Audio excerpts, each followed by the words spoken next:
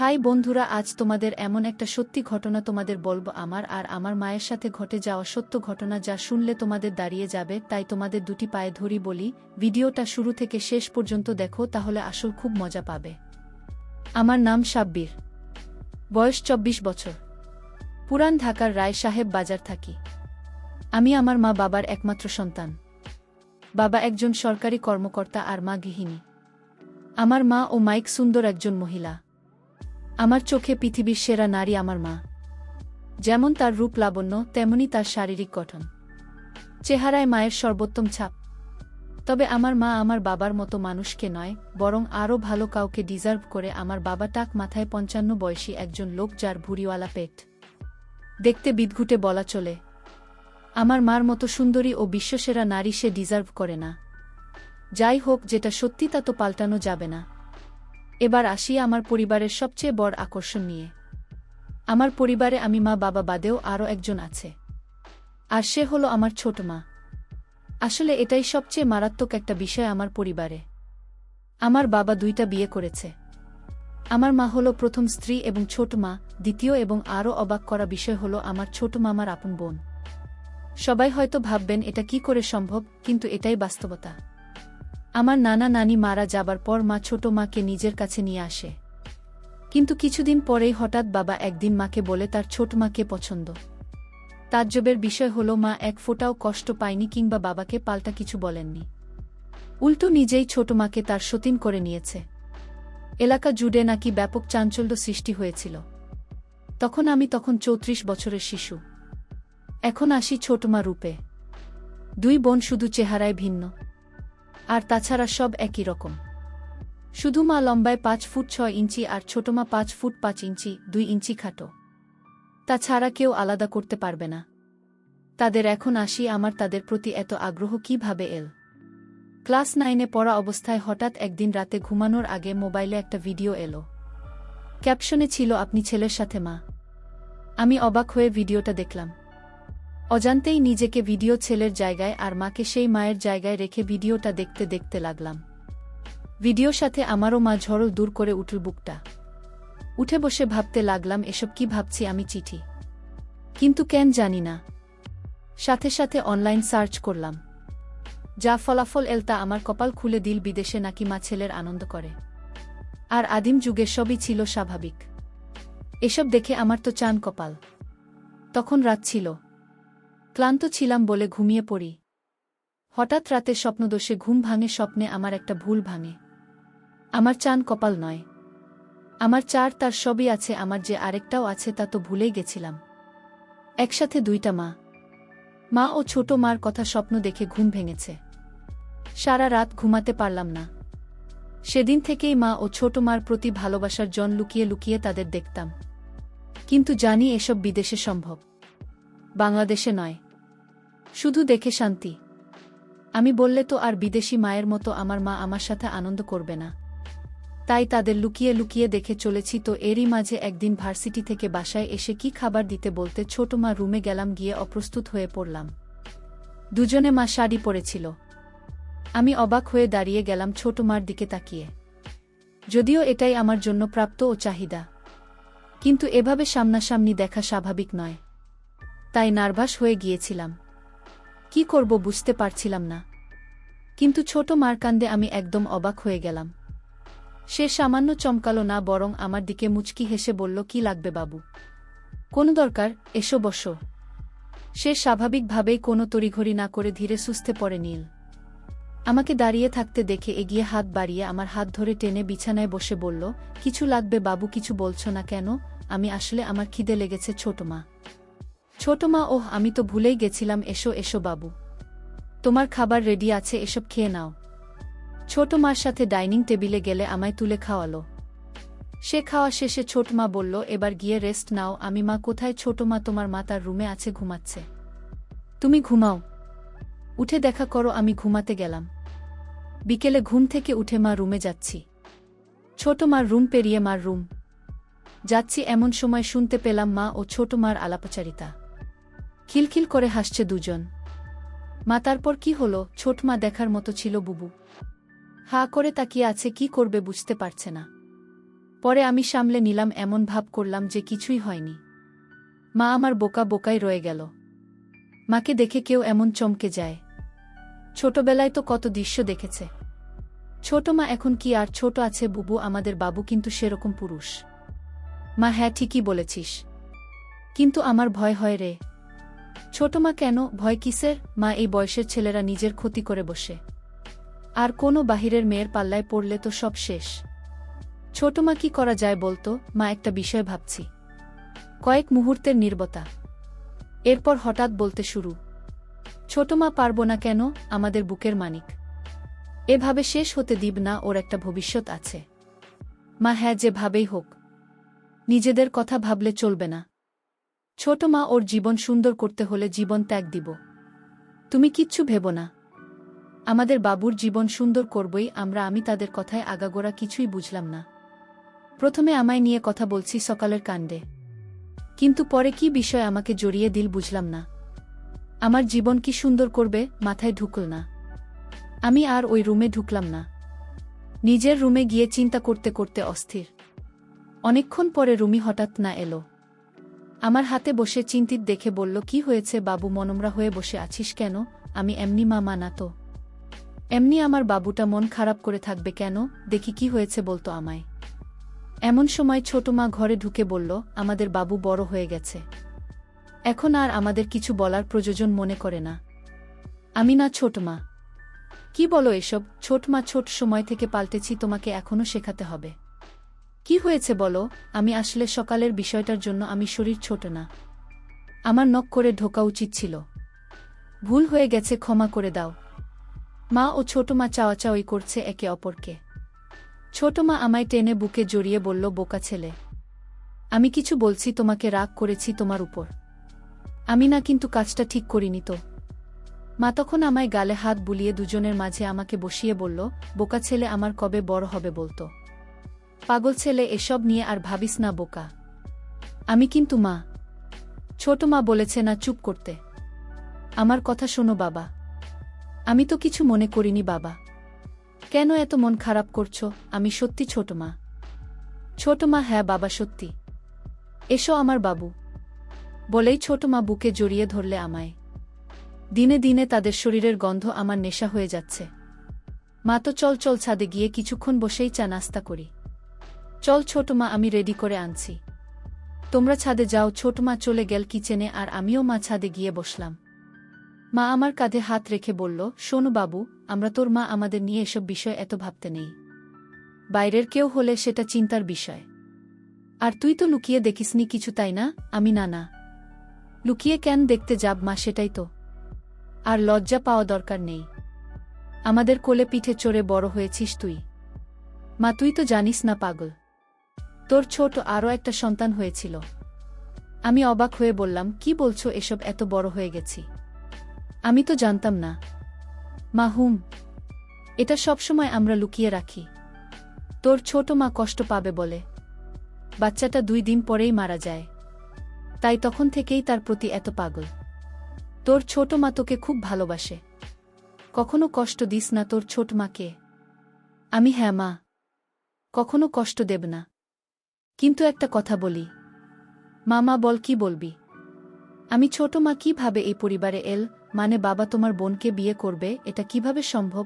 মা তা অনেক কাহিনী আছে বাবা, তুই বুঝবি না, আস্তে আস্তে সব জানতে পারবি, সময় হলেই বলবো আমি। আচ্ছা মা। এমন সময় ছোট মার আগমন। চা নাস্তা করতে করতে খুব গল্প করছি আমরা। 34 দিন পরে একদিন সকালে উঠে বাথরুমে ঢুকে তাড়াহুড়ো করে, ঢুকেই অবাক হয়ে যায়। আবার ছোট মাছ সামনাসামনি, এবার মাথায় চক্কর দেওয়ার মতো দশা। হঠাৎ দেখায় দুজনেই চিৎকার দিয়ে উঠি ও দৌড়ে আমি বেরিয়ে আসি। সাথে সাথে মা হাজির। মা কি হয়েছে কি হয়েছে? এদিকে ছোট মা বেরিয়ে এল বাথরুম থেকে। ওই অবস্থায় মা ও ছোট মার আমার সামনে, এই অবস্থার জন্য সামান্য চিন্তিত নন। ছোট মা হাসতে হাসতে বলল, সাব্বির ভয় পেয়ে গেছে। আমার সাথে হঠাৎ করে ঢুকে পড়ায় আমি চমকে যাই। আমার চিৎকারে সাব্বির চিৎকার। মা আমার কপালে হাত বুলিয়ে বুকে জড়িয়ে বলল, আমার বোকা ছেলে এমন করে চিৎকার করে, তোরা পারিস তো? এখন ছোট মা আমাদের দুজনের সামনে ভেজা শরীরে দাঁড়ান। মা তুই নক করে ঢুকি তো বোকা। আমি খুব কিছু পেয়েছিল। ছোট মা, ও তাই তো, যাও যাও কিছু করে এসো আগে। ছোট মা আমার হাত ধরে টেনে বাথরুমে ঢুকিয়ে দিন। আমি ভিতরে গিয়ে কিছু করে বেরিয়ে এলাম। মা ও ছোট মা কথা বলছিল। আমি আশায় চুপ করে গেল। চোখে চোখে নিজেরা কি জানি সারা করল। মা, আচ্ছা যা গোসল করে খেতে আয়। মা আমায় খেতে নিয়ে গেল। খাওয়া শেষে হঠাৎ ছোট মার ডাক। মাকে রুম থেকে ডাকছে। ছোট মা, বুবু এসো তো, একটু হেল্প লাগত। মা, আমি খাচ্ছি। দাদা সাব্বির আসছে। মা আমার দিকে তাকিয়ে বলল, যা তোর ছোট মার কাছে একটু। আমি গিয়েছ তোমার রুমে যেতে যে দৃশ্য দেখলাম তা কল্পনা করা আমার পক্ষে অসম্ভব। ছোট মা দরজায় দাঁড়িয়ে, কেন, এসো ভিতরে, আমার বুকটা লাগিয়ে দাও না সাব্বির। আমি গুটি পায়ে এগিয়ে যাচ্ছি, কিন্তু বললাম, মা আসুক। ডাক দিই, ছোট মামা খাচ্ছে, তুমি এসো, লাগিয়ে দাও। কড়া গলায় বলাতে আমি একটু ভয় পেয়ে যাই। আমি কাপা হাতে ভোক্তা লাগিয়ে দিলাম।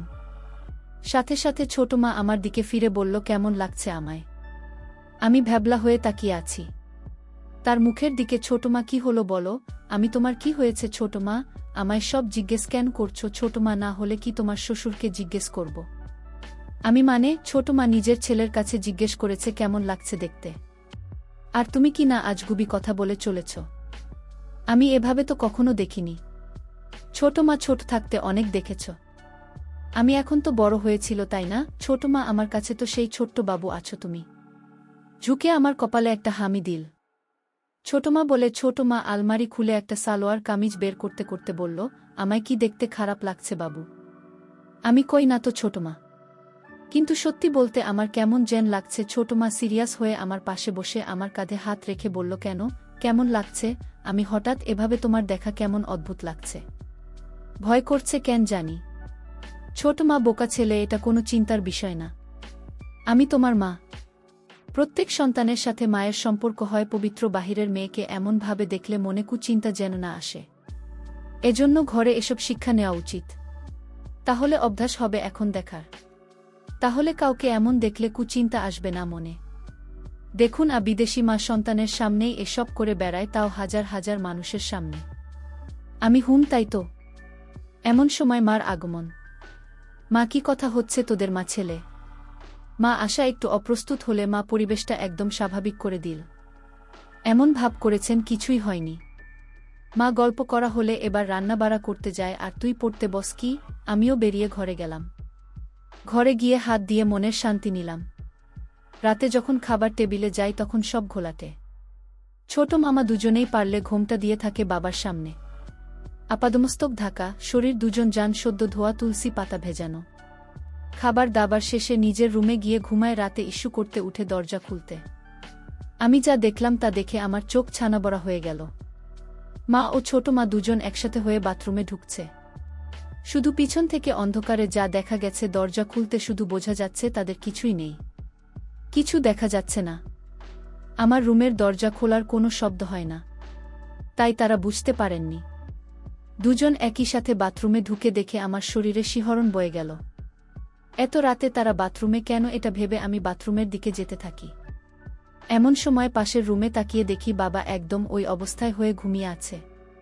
যাই হোক, আমি সোজা বাথরুমের কাছে গেলাম। গিয়েই কথোপকথন শুনে কানে বাজ পড়ল। ছোট মা, আর ভালো লাগে না বুবু, প্রতিদিন দুই বোন মিলে এক ফোঁটা পানি পাই না, খুব রাগ হচ্ছে। মা, কি করব বলো, শুকিয়ে গেছে, ওনার বয়স হয়েছে তো। ছোট মা, এই বয়সে কিভাবে ঘুমাতে ভালো লাগে? তোমার বয়স হয়নি, খারাপ লাগে না তোমার? মা, খারাপ তো লাগেই, কিন্তু কি করব বল। ছোট মা, তাহলে কি আমরা সেটাই করব? মা, হ্যাঁ, তাছাড়া কোনো উপায় নেই। ঘরের কথা ঘরেই রাখতে হবে, বাইরের কারো সামনে পা মেলে না ধরে ঘরে তালা দিয়ে করতে হবে। ছোট মা, গো বুবু। মা, পাপ পাবো, কোনো চিন্তা করিস না, ওকে আমরা মানিয়ে নেব। ছোট মা, ও রাজি হবে তো? আমার ভীষণ ভয় করছে বুবু, এ যুগের ছেলে। মা, আমাদের বাবু আমাদের কষ্ট নিশ্চয়ই বুঝবে। আমরা দরকার হলে এই যুগের মেয়েদের মতো কেসে যে দেখাবো, তুই যা করছিস করতে থাক, আমিও মাঠে নামছি। দ্রুত রাজি না হলে পায়ে পড়ব, তবু আর পারব না। ওকে ছাড়া আমাদের সন্তান আমাদের কষ্ট বুঝবে ঠিকই। ছোট মা, হ্যাঁ বুবু, তাই যেন হয়। এখন তাড়াতাড়ি কর, ঘুমাবি না? ছোট মা, করছি, এই তো হয়ে গেছে। আমি প্রথমে বুঝতে পারিনি আমায় নিয়ে কথা হচ্ছে, কিন্তু আমার নাম শুনে আমি তো পুরোই আকাশভাঙা ধাক্কা খেলাম। তার মানে আমার 2 মা আমার জন্য পাগল। খুশিতে আমি আত্মহারা। তার মানে আমি যা অসম্ভব ভাবছিলাম তা আমার জন্য অপেক্ষা করছে। তাদের গোসল শেষ পর্যায়ে। আমি তাই দ্রুত গুটি পায়ে রুমে ঢুকে যাই। দরজা ভিজিয়ে হালকা ফাঁক করে দেখতে থাকি বাইরে কি হয়। একটু পরেই বাথরুমের দরজা খোল। দুজন 2টা গামছা পরে বের হয়েছে। অন্ধকারে এটুকুই বোঝা গেল, দুজন একসাথে একই রুমে ঢুকে পড়েছ তোমার রুমে। বুঝলাম একসাথে ঘুমাবে দুজনে। আমি কয়েক মুহূর্ত এসব ভেবে অবাক হলাম যে আমার মায়ের আমার জন্য পাগল হয়ে আছে, নিজেরা কত প্ল্যান করে বসে আছে। আমি চিন্তা করলাম তাদের সামনে আমার নিজের ইচ্ছা প্রকাশ করব না যে আমিও তাদের জন্য পাগল। আমি তাদের প্ল্যান অনুযায়ী চলার সুযোগ করে দিব। তারাই আমায় গুছিয়ে রাজি করিয়ে নেবে। দেখতে চাই কতটা এগোয় তারা। আমি শুধু তাল মেলাব তাদের সাথে, পজিটিভ সঙ্গ দিব। এসব ভাবতে ভাবতে ঘুমিয়ে পড়ি। পরদিন সকালে ঘুম থেকে উঠতে একটু দেরি হয়ে যায়। ঘড়িতে 9টা বাজে। কলেজ মিস হয়ে গেল। তাই উঠে রুম থেকে বেরিয়ে খুঁজি 2 মাকে, কিন্তু কাউকে দেখতে পাচ্ছি না। হঠাৎ চোখ পড়ল আমাদের বাসার ছাদে। দেখি দুজন বৃষ্টিতে ভিজছে। এতক্ষণে আমি জানলাম বাইরে বৃষ্টি হচ্ছে। ডুপ্লেক্সে বাসায় বলে আমাদের ছাদটা দোতলায় একটা সাইডে। আমি ছাদের দরজায় গিয়ে দাঁড়াতেই দুজন আমায় দেখে দৌড়ে এসে আমার সামনে দাঁড়াল। বাকিরা এতক্ষণে উঠলেই। আমি কলেজ মিস করলাম, ডাকুনি কেন? মা, ঘুমাচ্ছি আরাম করে, তাই ডাকেনি। থাক, সমস্যা নেই, একদিন ভিজলে কিছু হয় না। আর বৃষ্টি বিলাস করো। আমি ঠান্ডা লাগবে না। ছোট মাথা, ঠান্ডা লাগলে আমরা 2টা মাছি না। এসো তো, বলেই দুজন হাসতে হাসতে আমায় টান দিয়ে বৃষ্টিতে নিয়ে যায়। দুজনই সালোয়ার কামিজ পরা ছিল, ভিজে গায়ে লেপ্টে আছে। আমি একটু অবাক হইনি, একদম স্বাভাবিক দৃষ্টি নিয়ে তাকিয়ে আছি। 3 জন মিলে বৃষ্টি বিলাস করতে থাকি। বৃষ্টি বিলাস শেষ করে রুমে গিয়ে মুছে ডাইনি নিয়ে আসি। ছোট মারার মা। দুজনের পরনে একই পোশাক। আমি কি ব্যাপার, ইদানিং দুজন ম্যাচিং পোশাক পরে ঘুরছ যে? দুজনের খুব ভাব। ও মা, এমনি। সতীন বলে, কি ভাব হবে নাকি, আপন বন্ধুজন। বলেই 3 জনই হেসে দিই। মাছো তোমার কোমর ধরে নিজের দিকে টেনে এনে বলল, আমার ছোট বোন। আমার সতীন হলেও আমার খুব ভালো বন্ধু। ছোট মামাকে বলল থ্যাংক ইউ বলবো। আমি সুযোগ বুঝে বললাম, সব ভালোবাসা কি তোমরা দুজনই পাবে? আমার বুঝি কোনো মূল্য নেই তোমাদের কাছে? দুজনেই আমায় কাছে টেনে নিল। মা, আচ্ছা বললি না তো কেমন লাগছে ড্রেসটা? আমি সব সময় সুযোগ খুঁজছিলাম, তাদের প্রশংসাও তাদের কাজ সহজ করার। তাই বললাম, খুব সুন্দর তোমাদের। তাই সেই ভালো মানায়। সালোয়ার পুরনো ফ্যাশন হয়ে গেছে। ছোট মা, তাহলে আজ থেকে মডার্ন ফ্যাশনই চলবে না কি বলবো? মা, হ্যাঁ ঠিক তো, তাই হবে তাহলে। সবাই আবারও হাসলাম। সেদিন রাতে আমি ঘুমাইনি, তাদের জন্য অপেক্ষা করে। দরজা আলতো চাপে উকি দিয়ে অপেক্ষা করছিলাম, কিন্তু তাদের দেখা নেই। তাই নিজেই গিয়ে মার রুমের দিকে যাই। দরজার কাছে যেতেই দেখি কপাল ভাল, দরজার সাইডে জানালা একটা কপাট খোলা। ভিতরে পর্দা হালকা সরিয়ে যা দেখি তা আমার চোখ জুড়িয়ে দিন। হঠাৎ মাছো তোমাকে বলল লাইক নিবাসী। 2 ছোট নিয়েছিলাম তো, হয়তো বাবু টয়লেটকে ছিল। মা, হয়তো। আচ্ছা চল। দুজনই আগের রাতের মতো বাথরুম গেল একসাথে। আমি চুপি পায়ে বাথরুমের বাইরে গিয়ে কানপাতি। ছোট মা, বুবু বুড়োর তো আর হয় না। কি করব, আমার তো আসছে না। কিছু করো প্লিজ মা। আচ্ছা, কাল আর একটু বাড়াতে হবে আমাদের পদক্ষেপ। ছোট মা, ঠিক আছে বলবো। আমি শুরু করব, তুমি জয়েন করো। মা, আচ্ছা। গোসল শেষে আজ দুজন বেরিয়ে রুমে গেল। পরদিন সকালে উঠে ডাইনিং এগিয়ে মাকে ডাকে। মা রুমের ভিতর থেকে ডাক্তারের কাছে যেতে আমি ভিতরে ঢুকে দেখি মা বিছানায় উপুড় হয়ে শুয়ে আছে। আমি চমকে যাবার ভান করে বললাম, আমি পরে আসছি। মা, এই দাঁড়া, এদিকে আয়। আমি গিয়ে পাশে বসে, মা কি হলো, যাচ্ছিস কেন? তুমি তো এগুলো পরে আছো। আমি তো বাসায়, কি এগুলো পরে থাকা যায় না? আমি যাই কিন্তু। মা, কোনো কিন্তু না, এমন চিন্তা করবি না। আমি না তোর মা। আমি হুম। আচ্ছা মা, একটা কথা বলি। মা, বল। তোকে কি না বলেছি আমি? আচ্ছা, সন্তানের সাথে বাবা মার এত সূক্ষ্ম তা কিভাবে হয়? মা আমায় কাছে টেনে গা ঘেঁষে বসা, আমার হাতে হাত রেখে গল্প করতে শুরু করল। মাজেন কিছুর জন্য অধীর অপেক্ষা করছিল। কারণ এতে আমাদের খোলামেলা কথা হবে। মা শোন, তাহলে সন্তানের সাথে বাবা মার সুখতা, কারণ তাদের দ্বারাই সন্তানের জন্ম। তখন আমি বললাম, আমি বুঝেছি, আচ্ছা আমি চাই। মা আমার হাত ধরে থামিয়ে বলল, বস না একটু, তোর ছোট মা এখুনি চলে আসবে, ছাদে কাপড় নাড়তে গেছে। এরই মধ্যে ছোট মা আমায় অবাক করে দিয়ে রুমে হাজির। আমি দুজনের দিকে বারবার তাকিয়ে বললাম, এগুলো কি হচ্ছে? হঠাৎ তোমরা এমন সাজে কেন?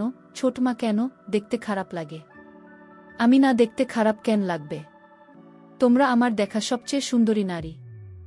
একটা শুনেই দুজন দুজনের দিকে অবাক চোখে তাকিয়ে দুজনেই তড়িঘড়ি করে আমার সামনে বসে অধীর আগ্রহে হয়ে বলল, মানে আমরা তোর কাছে কেমন সুন্দর?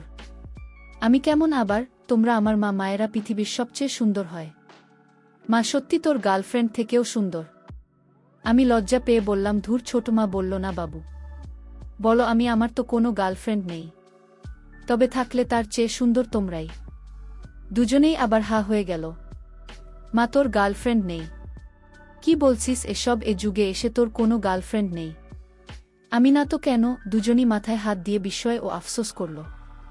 মা, আমার ছেলেটা এখনও ব্যাকডেটেড আর বোকাই রয়ে গেল। এই জামানায় তোর জায়গায় আমি থাকলে দিনে 4টা গার্লফ্রেন্ড থাকতো। আর তুই কি না আমি? আচ্ছা, তোমরা থাকতে আমার গার্লফ্রেন্ড কেন লাগবে বলো তো? গার্লফ্রেন্ড হলো মনের সব কথা, ভালো মন্দ শেয়ার করা, ভালো সময় কাটানো, সুখ দুঃখ ভাগ করা, একসঙ্গে থাকা, যার সব কিছুই তোমরা আমায় দিচ্ছ। তো কেন বাইরের কোনো মেয়ের সাথে সম্পর্ক করতে যাব? তাছাড়া তোমরা কি আমায় ভালোবাসো না? আমি তো শুধু তোমাদের ভালোবাসি। দুজন হতবাক আমার কথায়। আমার চেষ্টা ছিল দুজনকে ইমোশনাল করে তোলা। আমার কথা যেন আমার প্রতি আকৃষ্ট হয়, কিন্তু যেন আমার কথাকে সরল মনে মনে করে এমন ভাব করে বললাম। দুজন আমার কথায় ঘায়েল হল, অবাক হয়ে তাকিয়ে আছে আমার দিকে। হঠাৎ ছোট মা বলল, তুমি আমাদের এত ভালোবাসো? আমি হয়তো কাকে ভালোবাসব বল? দুজনেই আমায় জড়িয়ে ধরে কেঁদে দিল। আমি কি হয়েছে তোমাদের? কাঁদছ কেন? মা বলল, কিছু না। সন্তানের ভালোবাসা সব মায়ের ভাগ্য হয় না, তাই খুশিতে চোখে পানি এসে গেছে বলে দুজন মিলে আমার জামা খুলতে লাগল। আমি, এটা কি করছো মা? আমরা দুজনে ভাবে, আর তুই এমন থাকলে কি ম্যাচিং হয় বল? আমি, আচ্ছা তাহলে ঠিক আছে। ছোট মা, কিন্তু বাবা যেন জানতে না পারে সব। আমি, কেন? বাবা কি বাইরের কেউ নাকি? মা, বাবা বাহিরে, আমাদের তিনজনের সব শুধু আমাদের। আমি, আচ্ছা ঠিক আছে। আমি আর বেশি ধানাই পানাই করলাম না, তিনজনে শুরু করে দিলাম। কারণ অল্পতেই দুজন রেগে যাচ্ছে, পরে আবার তাদের মতো পাল্টে না যায়।